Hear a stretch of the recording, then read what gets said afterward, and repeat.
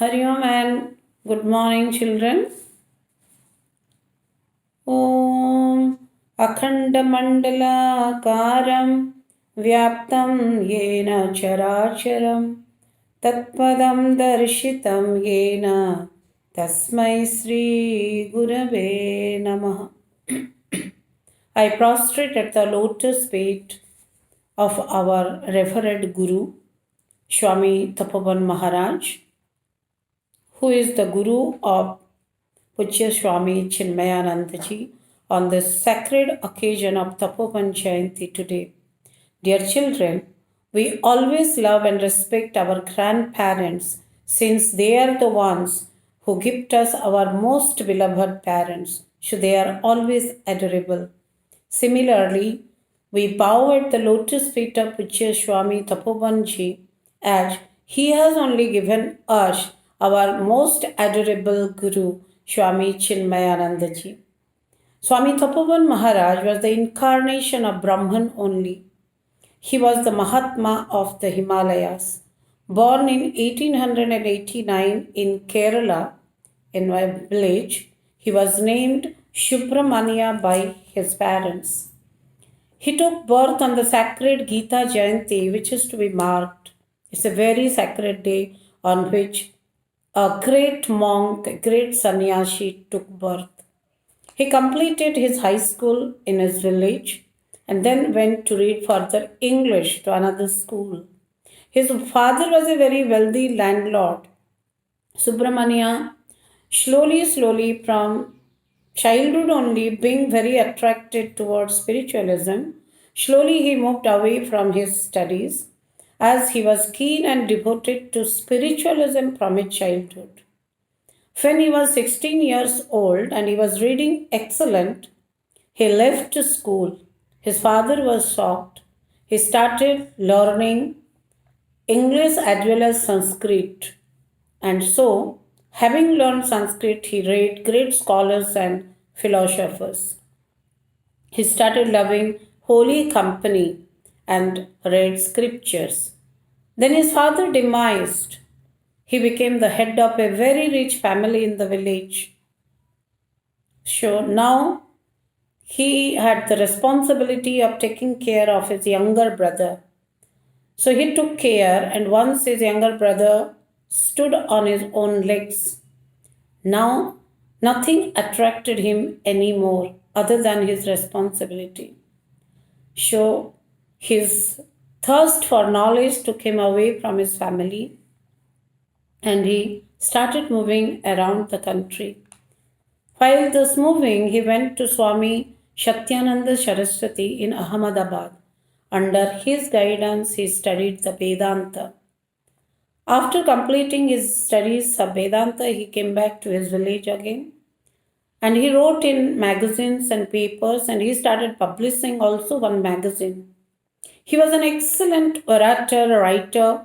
His talks during felicitating great leaders like Mahatma Gandhi and Tagore, we should be proud to know that he felicitated Mahatma Gandhi and Tagore. So he was highly praised because of his excellent talent. He was a highly excellent student from a childhood. But however, his spiritual quest did not allow him to continue his business. So he left everything and initially he started visiting all temples in the South India, in Tamil Nadu and Kerala. And slowly he started visiting North Indian temples too. The cities Rishikesh and Haridwar, the Himalayas and the gushing Ganges for the first time moved to Subramania. He was mesmerized to see the beauty of the Himalayas and the Ganges. He met Ramana Maharshi also. He moved across the country and met many spiritual masters because he wanted to learn more and more, listen to everybody. There are exactly no records when he became a sannyasi, but initially he was known to be Swami Tyagananda. While moving, he reached Rishikesh and there he was initiated into Swami Tapovan Maharaj, by Swami Janardana Giri. Thus he came to be known as Tapovan Maharaj. He wrote many books in Sanskrit and extensively moved and wandered in Himalayas from Kailash Manasarovar to every part of Himalayas. He moved and he wrote a book, his experience wandering in the Himalayas too. We must all read to know his experiences through this book. His last 30 years he spent mostly at Uttarakasi and Gangotri. He was a wonderful and extraordinary, miraculous saint, a Brahmagyani. On February 16th, 1957, on Magha Purnami day, he attained Mahasamadhi. He took birth on such a sacred day of Gita Jayanti and attained Mahasamadhi on Magha Purnami. These are the symbols of Brahmagyani, a saint. Gurudev's eternal quest of knowledge, thirst of knowledge was quenched by Swami Tapovan Maharaj only. These saints glorify our Sanatana Dharma and our land, our country. So they give the greatest knowledge to all of us. So let us bow before these saints and get the blessings of them. Today is also Gita Jayanti, children. Gita is the manual of our life.